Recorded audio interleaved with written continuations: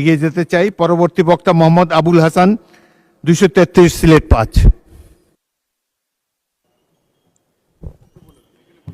মাননীয় স্পিকার, আপনাকে ধন্যবাদ।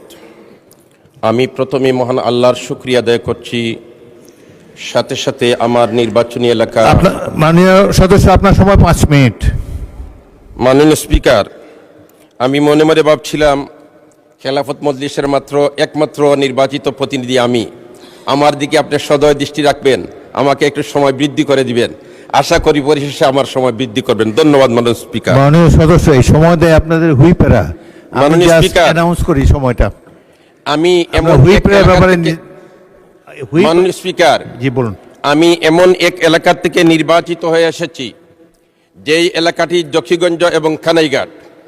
এই জকিগঞ্জ সর্বপ্রথম পাক হানাদার থেকে মুক্তি লাভ করে 21শে নভেম্বর, এবং ওই 21শে নভেম্বর বিকাল 4 ঘটিকার সময় শহীদ রাষ্ট্রপতি জিয়াউর রহমান সাহেব করিমগঞ্জ হয়ে এই জকিগঞ্জের কাস্টম দিয়ে জকিগঞ্জে প্রবেশ করেন, এবং জকিগঞ্জে প্রবেশ করার পরে এই জকিগঞ্জে মুক্তিযোদ্ধা যারা ছিলেন ইনাদের একজনের মাধ্যমে ওনাকে সালুটিকর পর্যন্ত পৌঁছে দেওয়া হয়।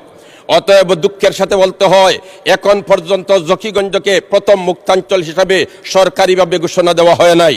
আমি আপনার মাধ্যমে এই আবেদন রাখতে চাই যে অনতিবিলম্বে জকিগঞ্জকে প্রথম মুক্তাঞ্চল হিসাবে ঘোষণা দেওয়া হোক। মাননীয় স্পিকার, সাথে সাথে 22শে নভেম্বর কানাইঘাট বিজয় হয়েছে হানাদার বাহিনী থেকে। এই যুদ্ধে আপনি নিজে অংশগ্রহণ করেছিলেন। আপনি কিন্তু কানাইঘাটের দিকে ভারত থেকে ঢুকে আপনি আটগাম আসছেন, তারপরে সালুটিকর হয়ে আপনি হরিপুর গেছেন।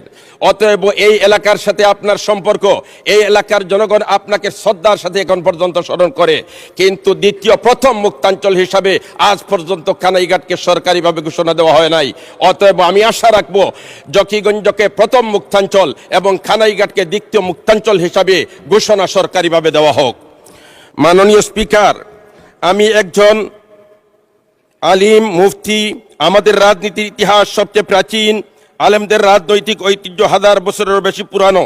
স্বাধীন বাংলার 500 বছর মুসলমানদের সরকার এদেশে কোরআন সুন্নাহর আলোকে রাষ্ট্র পরিচালনা করেছেন।